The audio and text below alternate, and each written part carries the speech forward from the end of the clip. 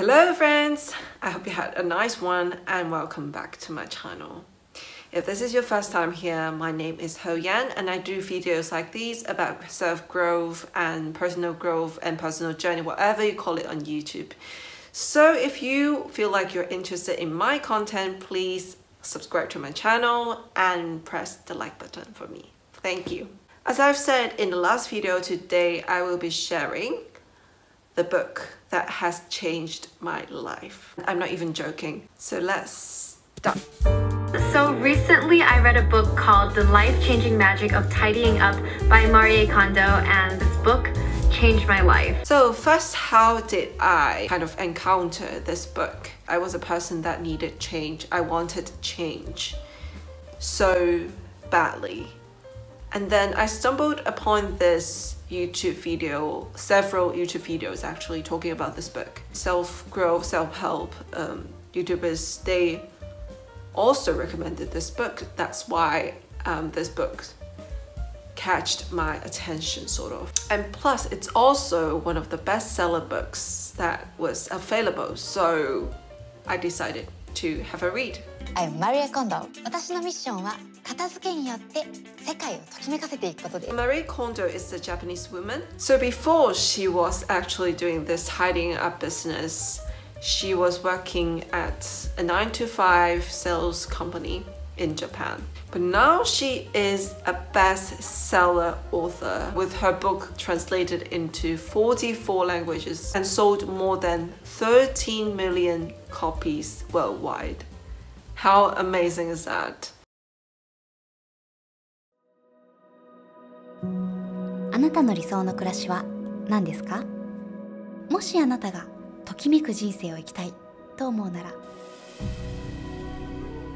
Basically, KonMari method claims that it can help you to tidy your own personal space, your home, once and for all, and never turning back. Through tidying, you can actually reset your life and spend the rest of your life surrounded by the people and things that you actually love. So how do we KonMari? This method started by discarding first. You're not organizing it first. Discard all the things that you don't need or doesn't spark joy, and then organize. When you discard, you're discarding by category, but not location. And there is a particular order for it. Clothes, books, paper, miscellany, things with sentimental values. And if you look at all the categories, you will see the order is actually put in a very interesting way. So we start with things that are easier to discard first, which is clothes. And the last thing is things with sentimental values. For example, that train ticket, the first train trip you took in Europe, for example, you wanted to keep that because that memory is something you want to keep. And that thing is special to you, so that is things with sentimental values. Whereas clothes, they are just kind of separated from yourself. In my opinion, it's something that you wouldn't care as much as those things with those kind of value, if that makes sense. Again, there are much more details about how to discard each category in the book. For example, it also teaches you how to fold your socks nicely. So if you are interested, I strongly recommend every one of you to have a look at the book. When I was doing my discarding process, what I find it hard is things with sentimental value. It would be safe to say that everyone would find things with sentimental values would be the hardest to discard. And I used to have a little box. It's full of tickets, full of concert tickets, movie tickets, every kind of tickets you can think of. The truth is, I wouldn't remember what that was like 10 years ago, this movie ticket that I watched, with whom I watched it with. So I eventually just threw away the whole box of stuff. And there's also one very interesting idea, which is the main idea of how you should choose the things that you want to discard or not. feel it, smell it, hug him, then I know I would never want to throw him away. I was just joking, but this is quite similar to how you're gonna do it. But basically it's the idea that if you like the stuff you own or not. And she really emphasized that every single thing that's surrounding us in our personal space should be things that we truly love and like. And I think I agree with her, because that's one of the ways that you can treat yourself better, which is to surround yourself with things that you like. And eventually you can feel the love really, and you know, you're just being nice to yourself in general. It's just nice. Second very interesting and key point about discarding and organizing your stuff is to dedicate a specific place for each of your items. One very important reason that why every time you fail to put that clock, that alarm, that cup in the right place is because it doesn't have its own personal space. But once each of those items has its own space, then every time you finish using it, you're gonna put it there. You're gonna put it back there, and then you know where it should go. And it's also out of respect that each of your items should deserve its own place. I think it's very interesting, very fun way to look at your stuff. So what has actually changed? Why did I say it has changed so much? I realized that there are so much stuff that I don't actually need. For example, the train tickets I talked about, and clothes that I never wore. I bought them, maybe I wore once or twice and then I didn't like them.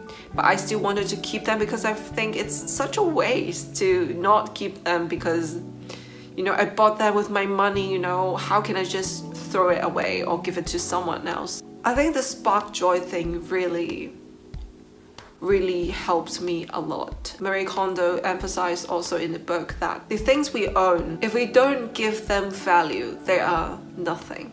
So basically, if you don't like one thing that you own, then it doesn't have the value that it deserves to have. For example, when I was discarding my clothes, when I'm choosing the clothes, I would think, oh, I don't really like this clothes, although I just wore them just once or twice.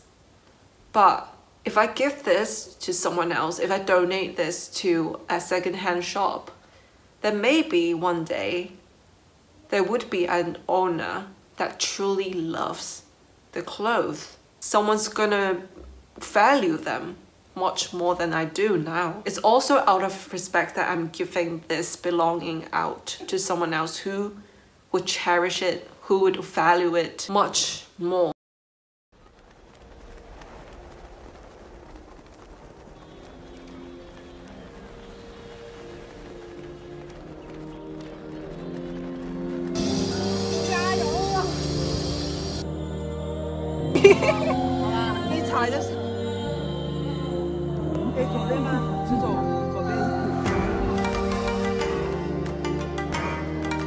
In this process, I've learned a lot about letting go and the importance of letting go. As a person who likes to keep all sorts of stuff, somehow I feel safe to not letting go.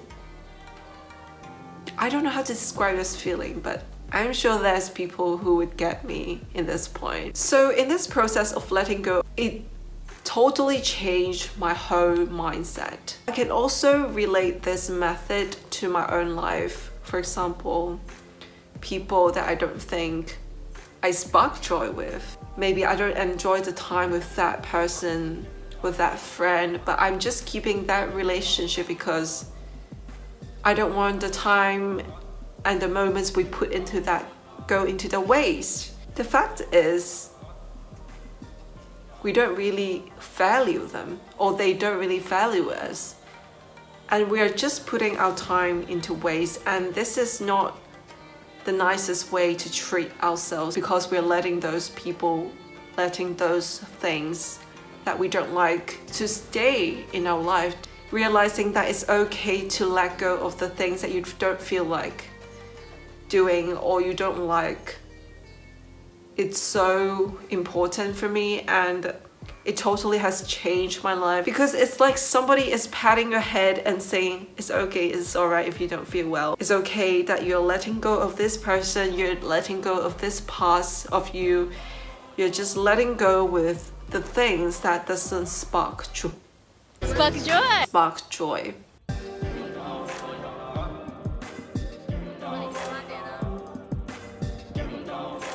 At this point, you might be wondering, that doesn't sound life-changing, but it's hard for me to say exactly how life-changing it is for me. It's for you to choose to read this book or not, and to tidy up your space or not, or to... It's just, for me, it's life-changing.